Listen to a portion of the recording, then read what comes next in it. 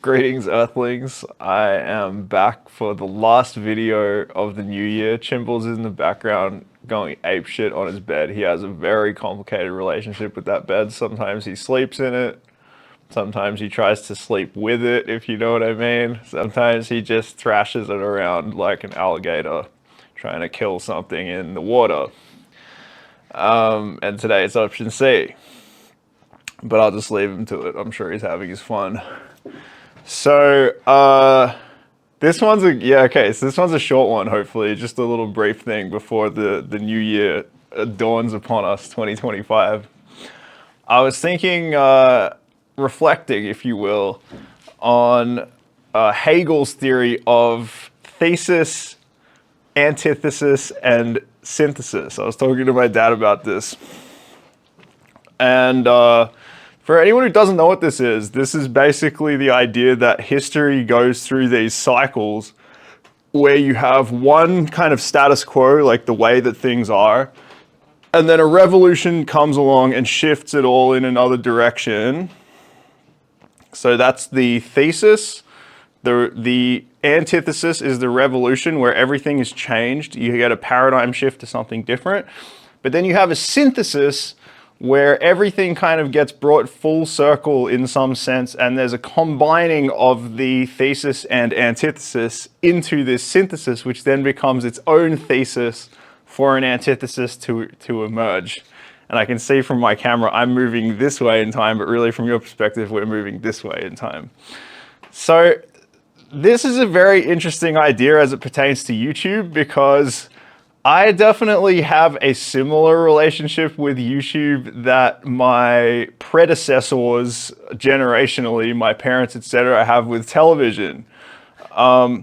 Which is that when I want to be entertained and almost have this kind of like mind-numbing experience, especially if after I've had a long day, if I feel like my mind has earned a break or whatever, then I'll just go to YouTube and try to find something to watch, right?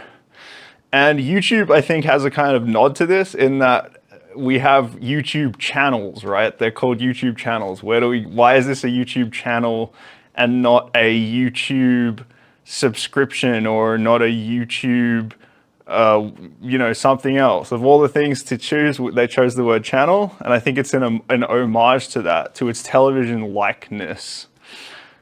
And so then the question is, well, okay, if television is the thesis and YouTube as a social media platform is a kind of antithesis, then what's the synthesis, right? Because we do, I think, as people who watch a lot of YouTube, like to think that we're so different from people who watch television, even though we suspect or know deep down that somewhat we're not that different, right? And I think YouTube as a platform is actually taking steps to become more like television was. And my chief kind of example of that, exhibition A, if you like, is YouTube Shorts. Now, I don't think they intentionally did this to become more like television. I think they were doing this to become more competitive with what I might cynically consider to be more kind of brain-rotty social media platforms like TikTok or Instagram, where people have been scrolling for ages, right? Scrolling has just kind of been a thing on these platforms for what feels like eons now, even though none of it's been around for very long. And YouTube, I think, kind of saw that they were missing out on some market share by not providing a competitive alternative to that kind of scrolling. So they launched YouTube Shorts, which is now a really big thing. And if you don't know, if you're a new channel, you can get a lot more traction on, like you'll get a lot more eyes on whatever you're doing if you put out a YouTube Short rather than a long form piece of content like this. Because YouTube's like pushing that. They're trying to, like, because TikTok is kind of riding this all-time high, they're trying to drive people into this YouTube Short pipeline. And what's interesting about YouTube Shorts is you sort of initially choose your adventure. Like you might start by choosing something, which is what you've always done on YouTube, which makes it kind of different than television. Like, I should clarify that. When you turn on the television, you, as we all know, have the channel that's on historically that you're tuned into, and then you would kind of change to a different channel. You would have a set number of channels, and you could kind of channel surf, as they used to say. And you'd never really know what was going to be on the television.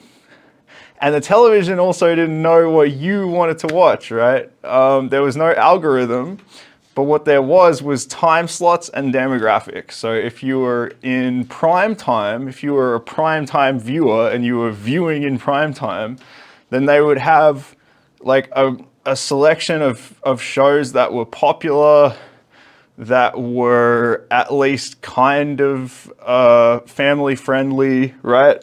Whereas if you're watching late, maybe they might have put on something a bit racier, etc. And for example, if it was like 4:30 p.m. or whatever, then maybe they would have Bold and the Beautiful for specifically like women of a certain age who were about to, you know, have to make dinner and put up with their family, and like they're about to have their first glass of white wine, etc. Right? So there was demographic stuff, but it was like pretty vague. And you didn't really choose what you wanted to watch. It just was on. It either was on or it wasn't on. Whereas YouTube's obviously not like that. But now YouTube Shorts, to go back to my train of thought, now that I've sort of caught you up there, YouTube Shorts, you might watch the first one out of a selection of different shorts. You're certainly unlikely to be searching for a YouTube short, but you'll click on one on your homepage that looks okay to you. And if you're just a YouTube short watcher, then what happens is now another one just comes on automatically, right? So it's just, do you want to be watching this or not at any given time? And so you can see that's more television-like. That's actually more like the way television was. And I think it's interesting because I don't think it's clicked for YouTube yet that they can sort of just do this with long form content as well. They do somewhat because they have a recommended tab, which I'm sure we're all aware of, and we've all clicked on many times, where you're watching something and then it's like, maybe you want to watch this other thing, right? And that's kind of a dangerous pipeline. Like, I'm not going to go into that today, but that can actually funnel you into some like extreme ideologies pretty easily. And it's like happened to me a few times where YouTube's like sort of tried to radicalize me. But the thing that I find really interesting is that like eventually I think YouTube will implement a version of the television system where it will have the algorithm, so it'll know you better than television could know you. And what it'll probably do is simultaneously load a bunch of videos that it thinks you might like. And it'll let you probably just switch through them as you like, right? Like almost preloaded. Like there will be literal channels that you can just change the channel and just watch something else, right? Watch something similar, but how similar, how different. And again, this might sound far-fetched at the moment, but I think the way that AI is going, they're going to try and bridge this gap where people go to YouTube, they think because they want to watch something that specifically they want to watch, but they also don't really know what they want to watch, right? So there's always this tension going on when you're on YouTube, which we've all experienced, which is like, I'm just going to YouTube aimlessly. I don't know what I'm seeking out, but I also still want to choose. And so with AI, which you can see, especially from the creator side, which I'll go into another day, you can see that YouTube's like really bullish on pushing AI interventions, let's put it that way. You're gonna start seeing this blending, like, so it might get to a point where you'll have an AI search box. I think this will probably be pretty soon. You'll have like an AI search box on YouTube where you'll search for something, for what you feel like. YouTube will be like, what kind of things do you feel like watching, right? And then it'll give you this kind of spread, and then it'll say, what is it you like, or what is it you don't like about this in particular? And it'll start kind of trying to really like conversationally curate what you're actually wanting to watch. And that's when it can kind of bring in this television channel style thing. So there you go. That's my futurist take on the one of the things that YouTube's going to play with. I don't know if it's going to work.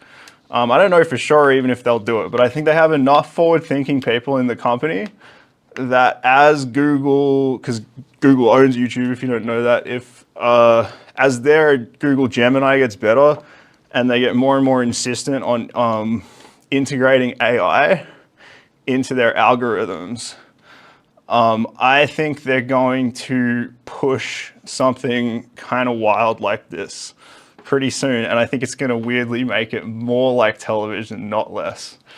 So okay, that's a fun little rant. I hope it gave you something to think about, and if something like this happens, you can think back to this video, all 12 of you, and be like, oh yeah, I remember when Quillen was talking about this. I have lots of other interesting theories about technology related stuff. So if you liked this interesting take on things, then hit the like button, hit the subscribe button. Maybe it doesn't even matter, but even if it doesn't, every time I see that little subscriber number go up, I think, all right, that's one person who wanted me to succeed in this world, and brings warmth to my heart. So with all that said, I send you my love and Happy New Year, unless you're watching this in some apocalyptic future, in which case I suppose you could just celebrate Happy New Year every day if you want to. You can just do whatever you want, as long as you have enough like tins of beans to continue playing golf by yourself with you and your German Shepherd or whatever. You could just celebrate your birthday and New Year and Christmas every day with your mannequin friends. So good luck, dude. I hope you make it. And remember, keep that bunker secret. Keep it safe. All right, farewell, guys.